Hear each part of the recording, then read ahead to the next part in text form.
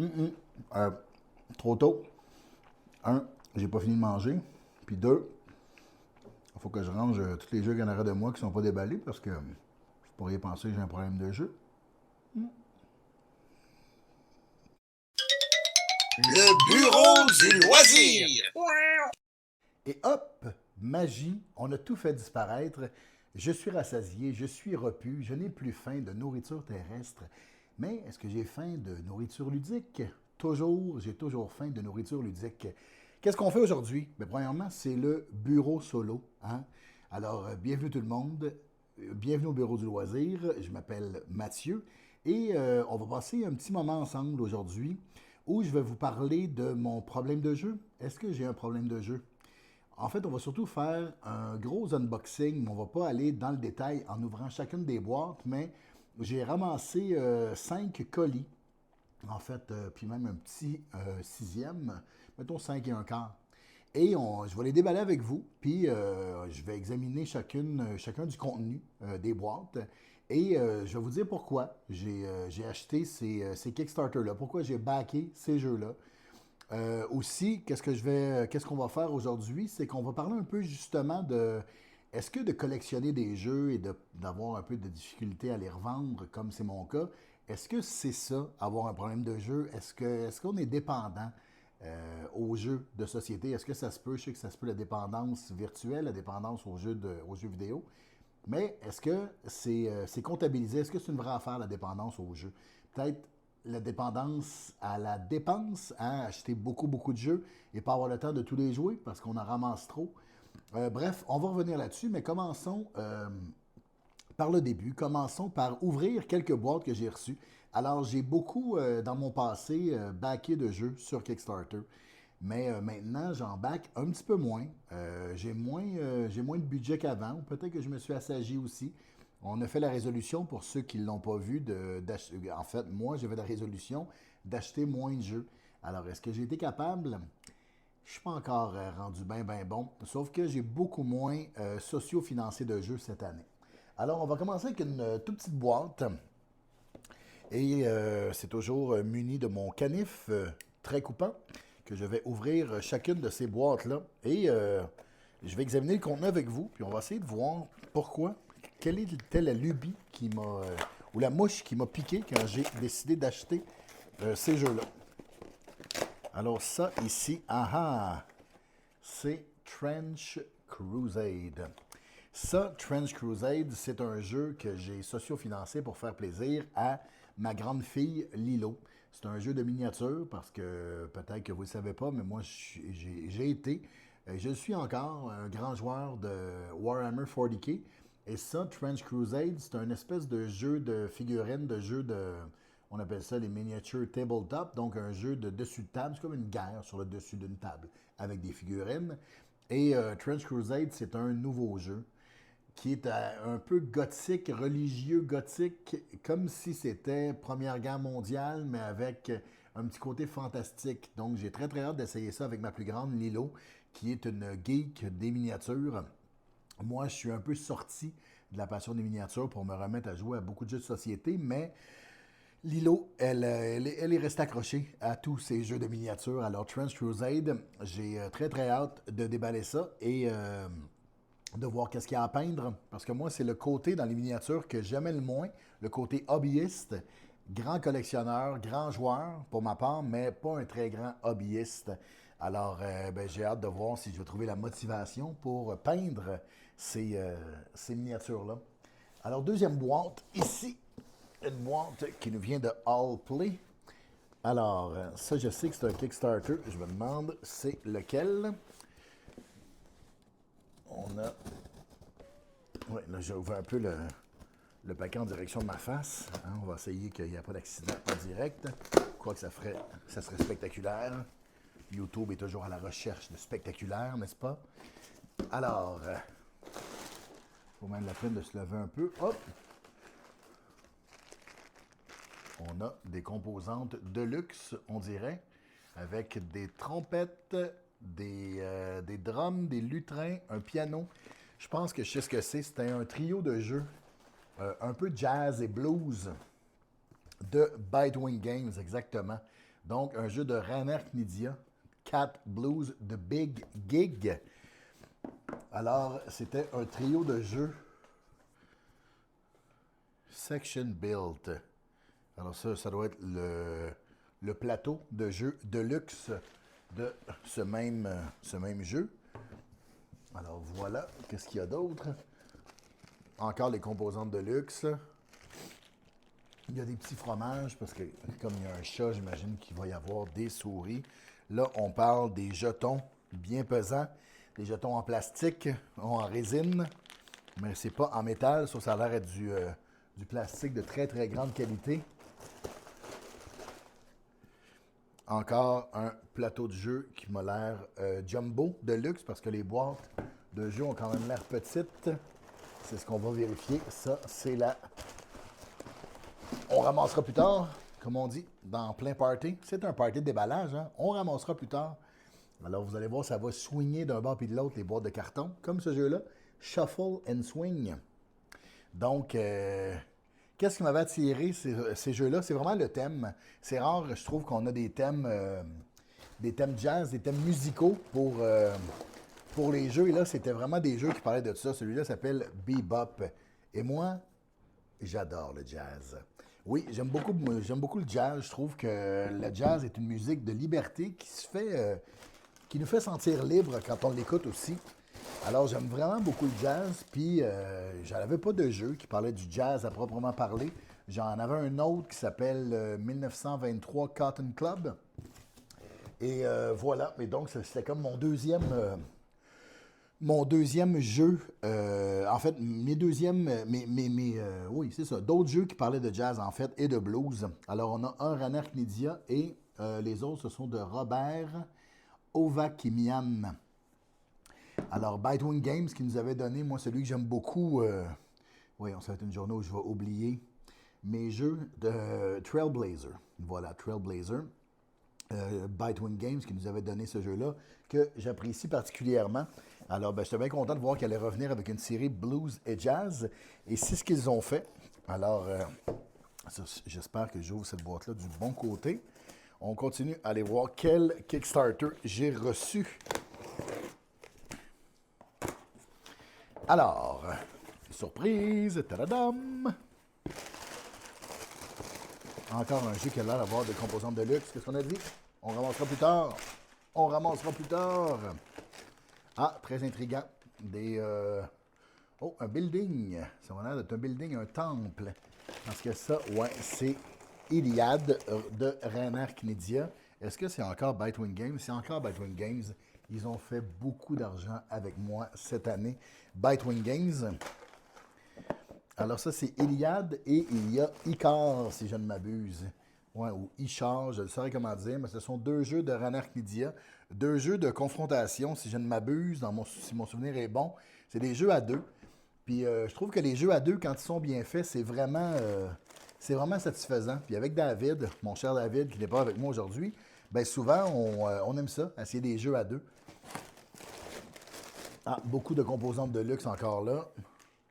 J'ai hâte de découvrir tout ça. Souvent, je me souviens plus. C'est comme si... on y reviendra, mais je pense que des fois, j'ai tendance à faire des achats impulsifs, n'est-ce pas? Et j'ai sûrement fait ça dans le cadre de cette campagne Kickstarter. Voilà. Un autre de fait. Alors, il reste 3 boîtes. Et c'est quand même là déjà 5 beaux jeux, 6 beaux jeux en fait, qui sont sortis. Alors, on continue, on plonge plus profondément, on plonge davantage dans ma maladie mentale. Hein? Ben non, c'est ça, pas la maladie mentale. Mais tu sais, dépenser pour des jeux, là, quand on pourrait dépenser pour, je sais pas, moi, c'est mieux que s'acheter des fusils, hein? C'est mieux que de s'acheter des armes blanches. Bien sûr, je vais à l'extrême, mais tu sais, je pourrais m'acheter beaucoup de linge, je pourrais... c'est une autre façon de consommer. En fait, c'est pas mieux, c'est pas pire, c'est juste une autre façon. Fait que je suis pas mécontent parce que je trouve que c'est des belles heures de plaisir, les jeux de société aussi, comparativement à un vêtement qui est toujours plus égocentrique, l'achat de vêtements, il me semble. Bref, le petit moment de philosophie. Alors, qu'est-ce que c'est ici? On a Wally, vous l'avez entendu, Wally qui miaule. Elle ne sait pas ce qui se passe parce qu'elle, soudainement, il y a du papier partout dans son chemin. Wally, c'est ma chatte. Alors, Arrow County, j'avais déjà le jeu, mais là, ils ont refait un livret de règles. C'est Off the Page Games qui nous ont donné l'excellent Mind Management. Alors, j'avais très, très hâte de recevoir ce jeu-là. Et en fait, pas ce jeu-là, je l'ai déjà reçu. Et là, c'est juste des nouveaux règlements. Mais celui que j'avais très hâte de recevoir, c'est Core of Discovery. Un jeu de 1 à 4, donc ça va se jouer solo. C'est probablement comme ça que je vais le découvrir parce que généralement, c'est les jeux que j'achète, je vais souvent les découvrir en solo avant de les montrer à David ou de les montrer à quelqu'un d'autre. Alors, Core of Discovery, eux autres, je ne sais pas si vous connaissez cette compagnie-là, Off the Page Games, mais ils se spécialisent dans l'adaptation en jeu de société de bandes dessinées ou de romans graphiques. Mind Management, c'était ça. C'était une bande dessinée ou un roman graphique qui existait déjà, un univers qui était déjà très fort. Ils ont décidé de faire un jeu de société à partir de cet univers-là. Harrow County, c'est la même chose, et Core of Discovery, c'est la même chose. C'est dans le temps de Lewis and Clark, donc les expéditions pour découvrir l'Ouest américain. Encore là, c'est beaucoup les thématiques qui vont m'attirer vers les jeux. Ensuite de ça se révèle pas toujours être heureux parce que des fois, la thématique est très absente des jeux que j'achète et des jeux qu'on joue. Mais généralement, c'est ça qui va m'attirer. J'aime ça avoir des thématiques originales. Et Core of Discovery, en fait, moi, je suis un grand fan du jeu Lewis and Clark. C'est une période que j'aime beaucoup, la période de tous les possibles, où on découvrait des grands espaces. Bien sûr, il y a des choses horribles qui ont été faites à toutes les populations autochtones de l'Ouest américain et de l'Ouest canadien. Mais on a quand même toujours un devoir de mémoire, je trouve, par rapport à cette époque-là de l'histoire. Voilà, donc c'est des thématiques qui m'intéressent beaucoup avant le Far West, où tout était possible encore. Voilà, alors, une plus grosse boîte. Je pense que je sais ce que c'est. Ça, c'est un Legacy. Qu'est-ce que vous pensez des Legacy, vous autres? Est-ce qu'il y a trop de Legacy? Est-ce que ça nous met comme dans une espèce d'obligation à finir tous les Legacy qu'on a ou vous aimez ça? Quand une compagnie sort un nouveau Legacy, est-ce que ça vous fait plaisir? Ou vous dites, oh non, pas un autre, j'ai même pas fini les 4 autres que j'ai à la maison. Comment vous gérez ça, vous, votre achat de jeu, vos achats de jeux? Je suis intéressé de savoir. Je sors du cadre pour approcher ma chaise. Et, parce que là, j'ai bientôt plus de place sur la table. Oui, eh bien, c'est Tales from the Red Dragon Inn. C'est un Legacy. C'est un Legacy qui m'a l'air, ma foi, très volumineux. On fait des petits sons de monsieur. Ah, puis là, il y a de la peanut en styromousse. On va essayer de la garder dans la boîte. Mission réussie. Alors, Tales of the Red Dragon Inn. C'est, comme je vous le disais, un jeu Legacy qui nous vient de Slugfest Games. Moi, j'avais joué d'ailleurs avec l'ami Simon Rousseau dans notre top 5 des jeux chippés. Simon, on avait parlé de Red Dragon Inn. C'est un jeu où il y a plusieurs espèces, plusieurs races de donjons dragons. Si tu veux, plusieurs aventuriers qui se ramassent dans une taverne pour aller boire. Et il faut essayer de ne pas se saouler, il faut essayer de ne pas devenir KO, de ne pas perdre la carte, hein? De ne pas faire un blackout. Voilà. Et donc, il faut continuer à encaisser, à boire, mais c'est un jeu de cartes essentiellement. C'est un jeu de cartes où on va essayer de faire boire les autres, de les saouler, mais de ne pas se saouler soi-même. Très sympathique. Et Dice Tower en ont parlé abondamment de Red Dragon Inn, comme quoi, de Tales of Red Dragon Inn, comme quoi c'est un excellent legacy, puis c'était vraiment le fun de se retrouver dans cet univers-là. Alors, j'ai hâte de découvrir ça. Je ne sais pas quand est-ce que, justement, je vais avoir la chance de faire un autre legacy, mais on n'est jamais à l'abri d'un peu de temps libre, surtout l'été. Alors là, dernière grosse boîte. Voilà, et ça va conclure le déballage d'aujourd'hui. Après ça, on va pouvoir se parler un petit peu, quoique les thèmes, je les ai un peu abordés là en déballant tout ça. Les affaires que j'avais envie de jaser avec vous. On va aller voir qu'est-ce qu'il y a là-dedans. Oh, on dirait que ça ne s'ouvrira pas plus que ça. On va se servir de ce super canif. Attention. Hey, party! Ah oui, ça, ce n'est pas un Kickstarter, c'est une folie. J'ai entendu parler comme quoi le jeu Fate Forge Chronicles of Cannes, à quel point c'est un bon jeu et j'ai pas pu résister. Voilà, donc j'ai acheté. C'était un package sur Board Game Bliss, le bonheur par les jeux de société, qui est une boutique canadienne. Ah tiens, on m'a fait gracieuseté d'un sac. Ou peut-être que je l'ai acheté aussi, hein. Comme je vous dis des fois, je réfléchis pas toujours avant de peser sur acheter. Mais c'est une longue marche vers la simplicité et l'économie dans mon cas. Alors, Fate Forge, ça c'est Clash of the Immortals. Fait que là, on est déjà dans une extension.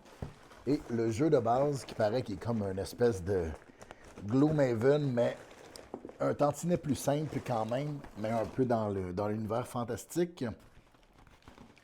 Je sais pas pourquoi, parce que c'est pas non plus nécessairement mon grand dada, les univers fantastiques, mais si le jeu est bon, puis je m'en fais parler avec conviction, bien souvent je vais l'acheter. Et donc, ça, c'est vraiment un jeu d'histoire où on est mené par l'aspect narratif. Alors, bien hâte d'essayer ça. Fate Forge Chronicles of Cannes. C'est tous les jeux que j'avais à vous déballer. J'en ai ramassé à peu près pendant un mois et demi. Pourquoi? D'habitude, je les déballe quand même au fur et à mesure. J'essaie de jouer au fur et à mesure. Mais là, ça a été un gros printemps. Très, très gros printemps. Énormément de travail. J'ai pas pu jouer autant que j'aurais voulu. Alors, ce qui m'a sauvé, c'est d'avoir Spirit Island sur mon iPad. J'ai pu beaucoup jouer, beaucoup faire de parties, soit sur les plateaux de tournage, soit dans une pause en salle de répétition au théâtre, ou en déplacement. Souvent, ça aide aussi d'avoir un iPad sur lequel on peut jouer. Vous, comment vous gérez ça, votre achat de jeux de société? Est-ce que vous vous obligez à jouer à un jeu à jouer à tous vos jeux avant d'en acheter un nouveau? Est-ce que vous êtes sage? Est-ce que vous êtes bon? Je prends tous les conseils. Aidez-moi dans mon économie personnelle. C'est sûr que c'est vraiment pas. Dites-vous pas, là, lui, il a beaucoup de budget, c'est pour ça qu'il s'en achète beaucoup. J'en achète beaucoup, c'est sûr, mais je les achète pas nécessairement parce que j'ai un gros budget. Des fois, c'est juste que tout mon argent ou presque va là-dedans. Ça, c'est déjà une chose. Mais bref, quels sont vos trucs à vous pour économiser sur les jeux de société? Est-ce que vous attendez les rabais? Êtes-vous des bons chasseurs de rabais? Laissez-moi ça en commentaire. J'aime ça vous entendre. Aidez-moi dans mon problème de jeu. N'oubliez pas de vous abonner. Hein? On vous aime ludique, on vous aime vivant. Gardez le moral, c'est pas facile par les temps qui courent, mais on se donne rendez-vous pour un autre rendez-vous ludique au Bureau du loisir très bientôt.